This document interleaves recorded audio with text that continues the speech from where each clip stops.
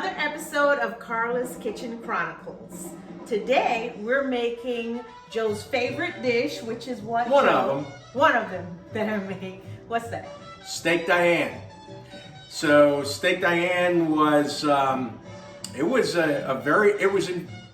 created by a chef at the Drake Hotel, who was the like the maitre d', kind of like he kind of ran the place from the 40s to the 60s.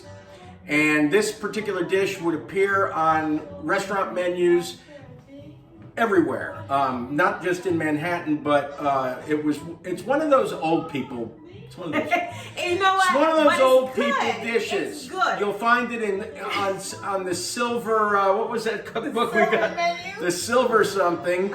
And but it's delicious, and I haven't been here doing this for a while, so thanks for joining me. Yes, and I'm having a Cabernet Sauvignon. Cerveza. And tequila. All right, so thank you for joining us in the kitchen, and we'll see you shortly. Cheers. All right, folks, I got my pot warming to start my steak. I have some cutlets from our steak. I'll let Joe tell you about it while I get this pot heated. Let me tell ready. you about my meat. So I like to buy a whole tenderloin when they go on sale. You usually get it at a great deal, and it's like maybe 70, 80 bucks, and you can get a lot of meals out of it. I got a bunch of big fat fillets out of it. This is a roast. This is the tip, perfect for this. So just a little hack for you there. Okay, folks, now we're gonna go ahead and add the butter. And get that butter melted in there with the olive oil. Butter. Now I already have my little steak pieces. I already have salt and pepper on them, and I just had it in the fridge for a little bit, and I took it out. So all I'm gonna do here is you're just gonna sear. You're not going to actually you're just gonna sear each side, and you do that until you're done cooking.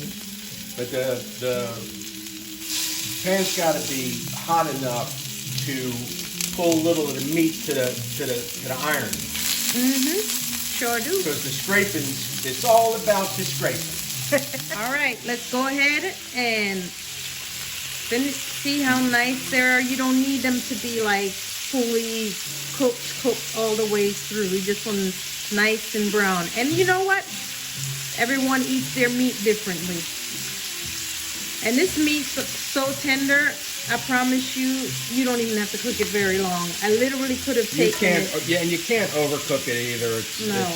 No, you can't at all. So I'm just browning the other side, and then we're gonna go to the next part of our cooking. So I done with the meat, and I got all. You're gonna leave those bits in there. You don't want those bits going anywhere. I mean, as long as it's not all super black or burnt. You don't want to eat carbon, nice. but you definitely want to eat sticky bits. You sure do. You sure do. Sticky bits. All right. Now I turned the stove down a little bit because I don't want to burn my shallots. I had my shallots. Shallot. I think we shall have a lot. And also, I'm going to add my garlic. I still think the stove may be a little bit too high, but we'll let that go ahead. I think it'll be all right. Yes, it's good. Good. All right, we got the garlic from my mincer, but it is fresh garlic.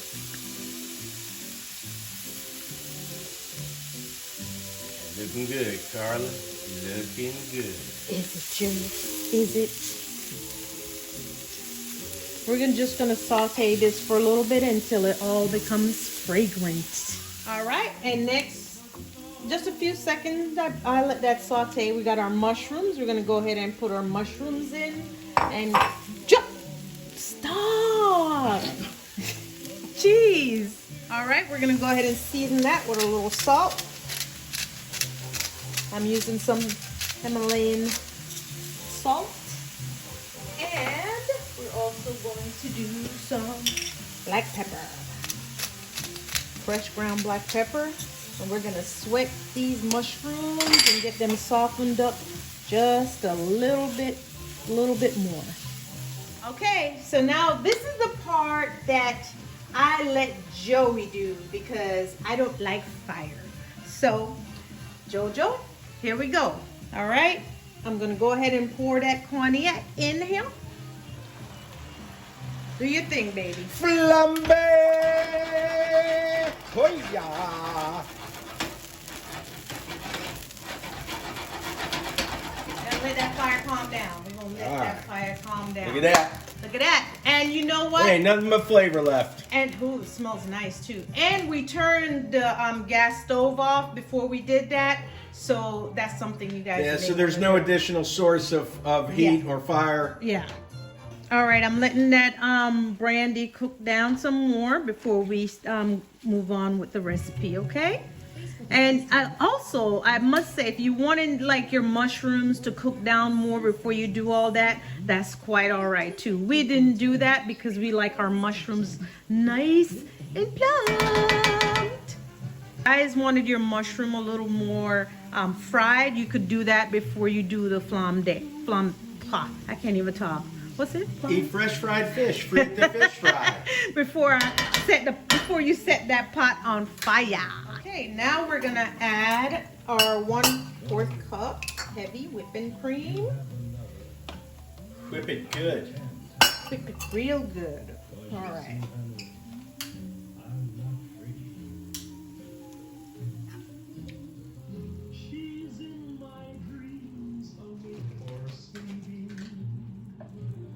All right, and we have our mustard next.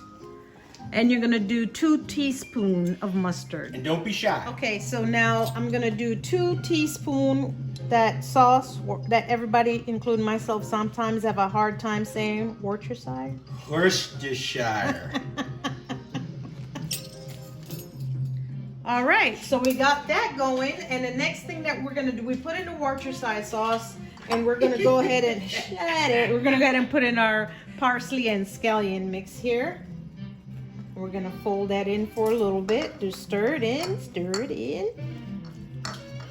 I have this on low because I don't want my sauce to just go away. And you know, it's not really a super saucy dish or anything like that. And you're gonna add a little hot sauce. I mean, little, not too much. That looked like I put a little too much, but yeah, that's it. And then, you know, salt and pepper to taste. All right, now we're gonna transfer our meat back to the pot with any accumulated juices that it was in it. And then we're gonna just kind of get it in there and then heat it, and then you're good to go.